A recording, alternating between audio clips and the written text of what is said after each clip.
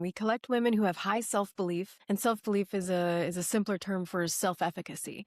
So they're really capable, confident, and competent women, and they struggle with low self-worth, if anything. And so low self-worth being lack of boundaries, really struggling sometimes to keep the promises they make to themselves. Social courage is a big one, knowing and understanding what it means to show up as your authentic self in spaces. Permission to invest in themselves is another one. A lot of women, especially mothers and other serving hearts, they see that as selfish instead of selfless. And there's a whole layer there. And then they really struggle with comparison too. So those are just kind of 5 main things that really we see with low self-worth.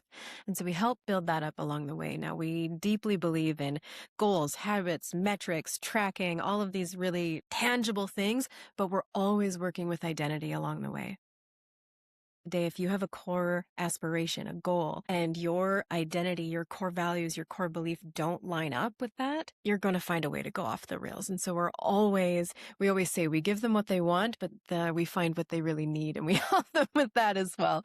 Because like I said, holistically, those things go together.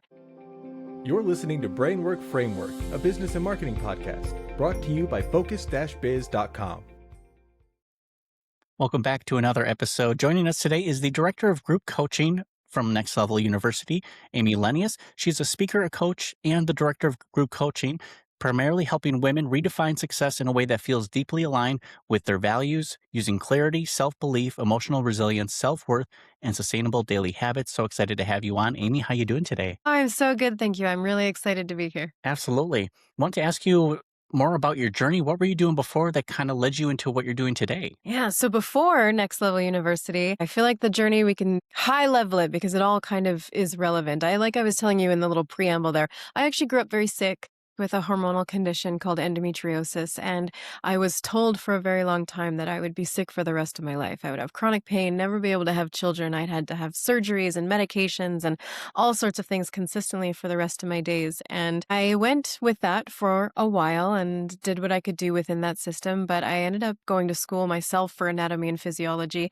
and started just this different path of healing to take my health into my own hands and really just start getting curious, to starting expanding what wellness meant to me and all the different practices, and started to find health and healing, and had 2 beautiful children and ended up running a practice that was based around pre and postnatal care and pelvic balancing for women and just helping them.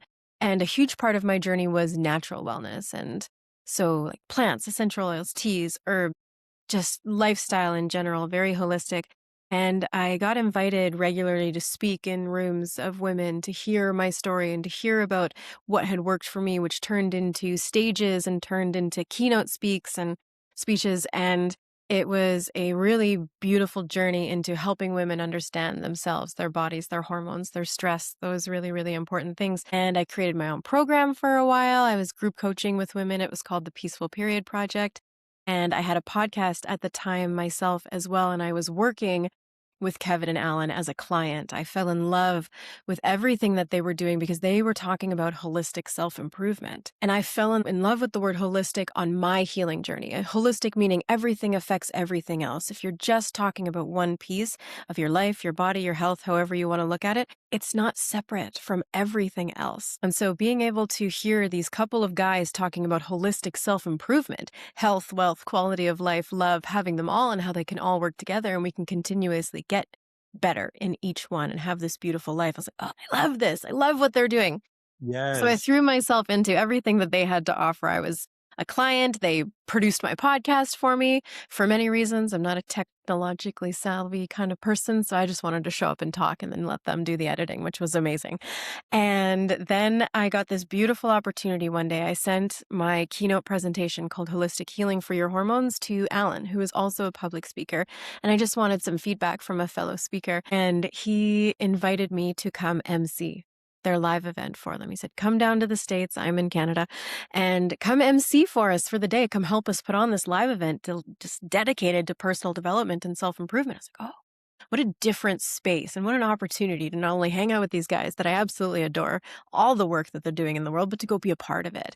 And everything just proliferated from there. I started helping with trainings and speeches, and then into group coaching as assistant coach and now facilitator of group coaching. I get to facilitate the whole experience. And I have my own coaching through them, and they have done nothing but celebrate and encourage everything I was doing before with all the knowledge I had about women and their emotional and hormonal cycles and everything, and bring it into what they were doing. Because when I first started with them, the majority of their community were just these heart-driven women. It was amazing.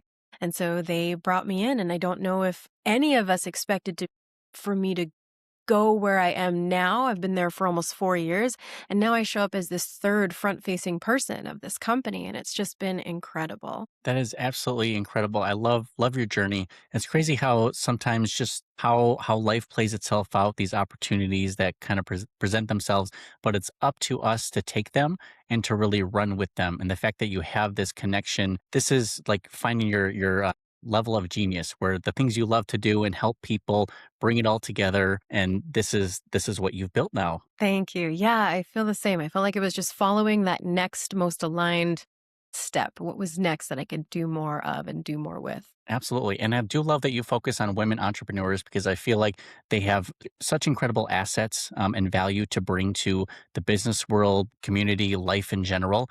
And all of my best mentors have been women. They've encouraged, inspired me, taught me things that I didn't believe in myself just yet, but they believed in me. And that created just this snowball effect where I was now more capable of doing things.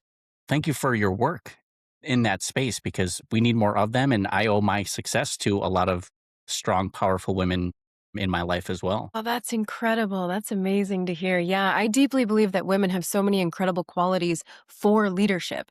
And there's so many different kinds of leadership, but there are some types and forms of leadership where women can just thrive.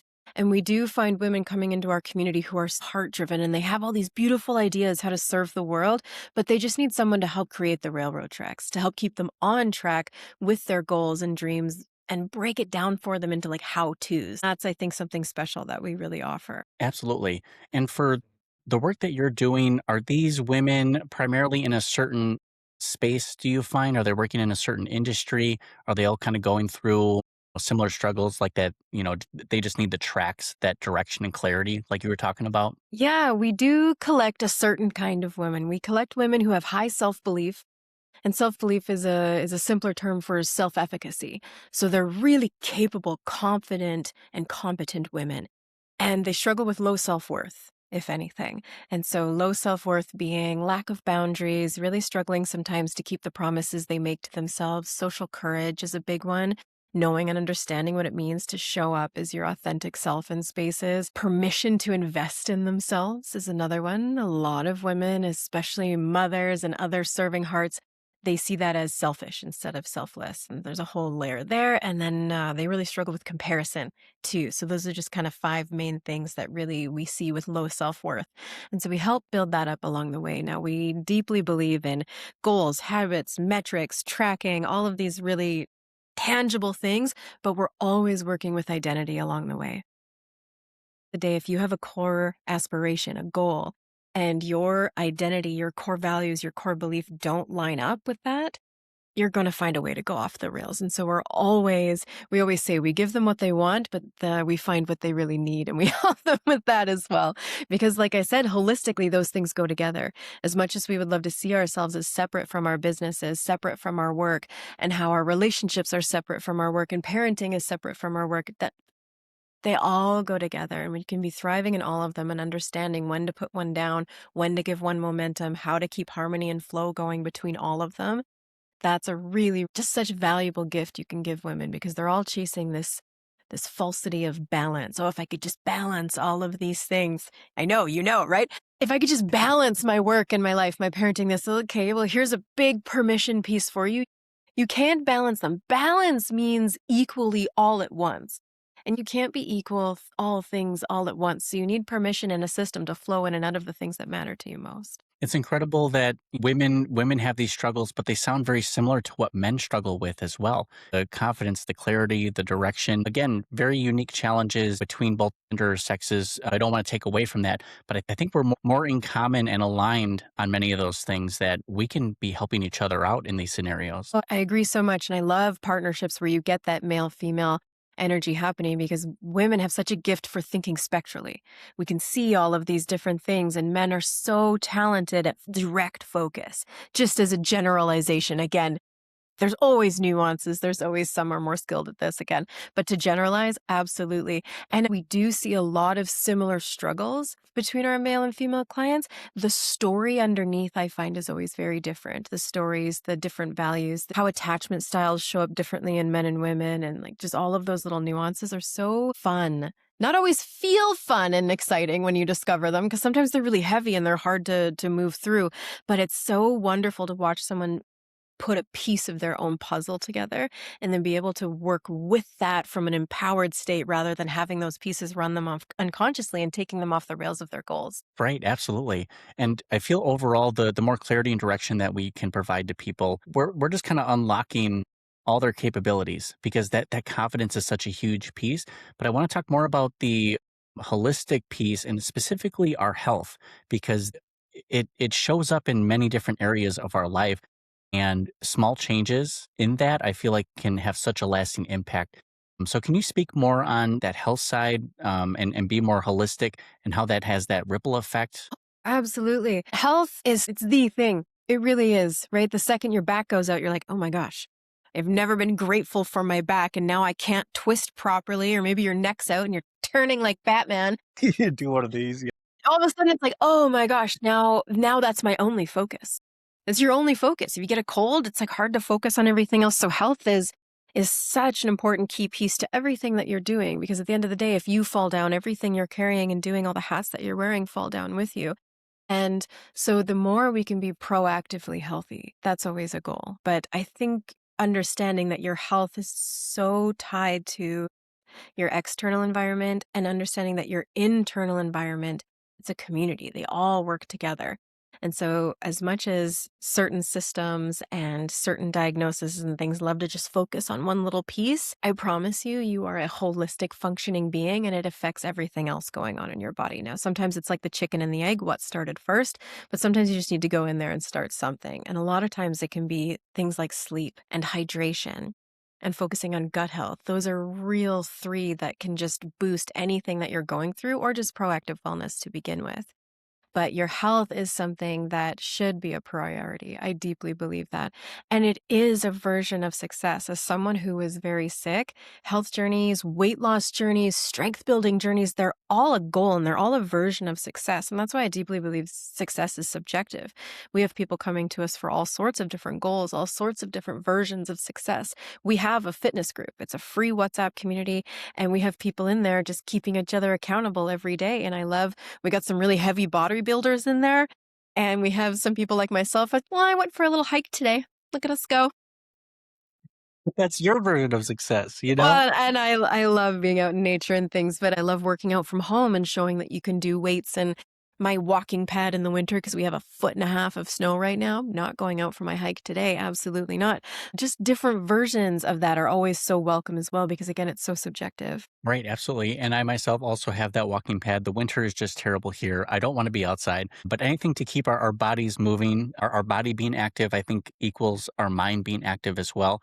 Many studies and just research show that, your body moving absolutely adds more blood flow and just keeps you more sharp and clear. Yeah, I totally agree.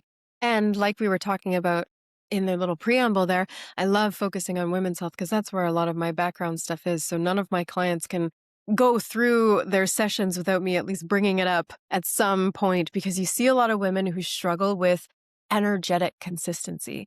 They'll be like, "Oh my gosh, last week I was hitting the gym. I was consistent with my diet. I was crushing my habits and all my work. I felt so creative, so social. And this week I feel like a potato. It's me. I suck. Why can't I be consistent? Why can't I?" It's like, oh, you're not physically, mentally, and emotionally set up to feel the same as you did last week. So, how can I offer some insight, some permission, and some validation and help you still reach your goals, honor your daily habits, but let's also honor the season you're in hormonally. So, we're not feeling like a failure. We're working with our bodies instead of against it. And so, with female entrepreneurs, this is a superpower you can tap into. Because in the early stages of your cycle, you are very creative. So if you do social media work or anything that's going to be creative, where you need to pull creative thoughts and pull beautiful things together, anything like that, you are more physically, neurologically set up to do that better with ease. And then the next week, you are more social, you're more articulate, you're more into showing up in front of things. Like when I'm in that season and I go on a podcast, I absolutely crush compared to the other weeks of my cycle. It's my favorite time to podcast, it's my favorite time to speak, and it's the best. So if you have run your own schedule and can schedule most of your important front-facing time during this season, go for it. And then you're going to go into a season where you're actually more organized.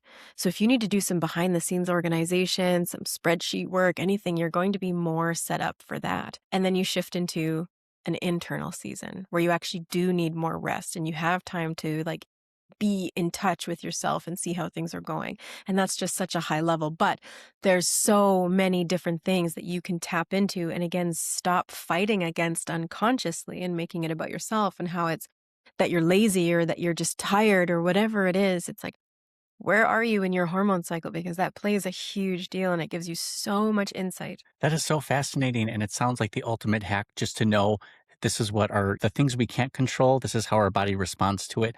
And if we have some control over our calendar, how do we position ourselves in our workload to maximize that benefit? That way you're not working against the current here. Just you're able to go with the flow and just maximize all the benefits there. Exactly. And if you're not in control of your calendar, you can still do things that honor the season you're in. So if you know that you're actually not going to be and feeling as energized and momentum feeling today, at least you're giving yourself grace. And you can take an extra 5-minute break and bring yourself different teas or bring yourself an extra snack today or however that looks. Go for a little walk on your lunch. You're just caring for yourself different because you know you're going to show up different and it's actually going to really help you in those moments. And so even just with the grace, the permission, and trying to fit in what you can into your schedule, it's such a gift. Wow, that is so fascinating. Amy, I wanted to ask, where can people find you and connect with you online? Oh, I'm a very simplistic being. I love Instagram and Facebook. I find those the easiest to navigate for me. And so anyone can reach out at just at Amy Lenius on Facebook and Instagram. When you message me, it's me in my DMs. You're not getting AI. You're not getting an assistant. As we move into this age that we're moving into, we're doubling down on community and person to person connection because we think that's going to be such an important commodity. And I don't think I know that's going to be a thing. So we're so dedicated to community, personal attention. And I always make sure that it is me you're getting in my social media DMs. So you can reach out anytime, ask me questions. I love chatting with people. I love that. And we'll have the links available down in the show notes and the description so everyone can get connected Great. here. I wanted to ask, what are businesses doing right? Have you found certain traits that successful people consistently showing up, this is what they're showing? Yeah. As far as businesses behind the scenes, it's tracking. If someone knows their numbers, they're going to be doing better long term and over time than someone who doesn't. So, metrics. What are you tracking? What's the most important things in your business you need to be tracking? Even as individuals within a company. So I'm what's considered an intrapreneur now within an entrepreneurial journey. We all have our own trackers and our own most important metrics, most important habits. Like it's all broken down. And we can all come together every 2 weeks and check on it, check on the department metrics. It's wild, actually. When I first came in, I was like, what is this? Google Sheets, you say, what is this? Who wants to go back to talking about hormones and, knowing your strengths, owning your weaknesses and diving in. But yeah, measuring. The people that know that, oh my gosh. And then forward facing as far as like the difference between hard skills and soft skills, having both. Like hard skills is that tracking, that Google Sheets, the ability for frameworks and different things, whatever it is your company needs. And then the soft skills to match. You need both. I want you to think of it like a foot on each side. If you just have the hard skills, at some point you are going to walk in circles. If you just have soft skills, unfortunately, you're just going to walk in circles as well. It's amazing to have the intelligence, the people skills, the social skills, and think that's so important. But it's also really important over here to make sure that you have both. Right, absolutely. And if you're not tracking, how can you be held accountable? How can you even know what your business is doing this year versus last year? Are you growing? Are you receding? How can you Like, how tell do you without know the what's tracking? working? How do you know what to Right. let go of and what to double down on? Right? In Yes. businesses, you should always be expanding a little bit, assessing the expansion, and then doubling down on what works. And expand and hone. You can't do that to the best of your ability without knowing what's working and what isn't. And numbers don't lie in that. And so I think that's always really, really important. And I can't even believe 3, 4 years ago, Amy would be like, what are you saying? But now I hang out with Alan and Kevin way too much, apparently, that I'm into numbers. Both the good and bad influences, right? Yeah, it's so good. That's amazing. Amy, one final question, wanted to ask, what are you looking forward to most in 2026? Are you, looking at what is working and doubling down on it? Are you taking some new initiatives? What are you thinking about for 26? Yeah, this is the year. Last year, 2025 was very momentous for us. We had so much momentum. So it was just constant, messy action, just keeping up with the demand was higher than the capacity almost, which was amazing. That's not a bad problem to have. I'm so grateful for everything that happened for us last year. So this year it is about what is the most important thing for each department, the most important skill, the most important everything. So we are getting back into very clear, let's not expand again until we are making sure that we have the capacity, the right amount of team members, everything to hold what we currently have while still growing. We're still fortunate enough to be growing, but we want to make sure that the things that matter most are getting the most clarity, certainty, action that they can have. And I love what you said about messy action. A lot of people chase perfection or it hinders and holds them back. But messy action, that is what it takes because you learn so much from it. And like you said, hey, we had this growth here. Now we can organize and figure things out and learn what's important to us. Yeah, absolutely. Messy action, progress over perfection, always. Perfection's going to hold Yes. you in a space of freezing, and it doesn't even exist. Anyways, it doesn't exist. You're chasing something that doesn't exist. So the sooner that you can learn that, the more, I don't know, less overwhelmed you're going to feel. And I think the other thing would be I always forward to our live event. That's once a year where we get together in person and do our live event. And that's coming up in the spring. And that's always my favorite time of year. I get to travel down to the States, see the guys, put on a great event. And that's something I look forward to every year. That's amazing. Well, Amy, thank you again for coming onto the podcast and sharing your wisdom, tips, and tricks with us, and for all the work that you're doing out in the community. Keep up the great work. Thank you so much for having me and for all the great questions. Of course, it was our pleasure. Thank you, Amy. Thank you.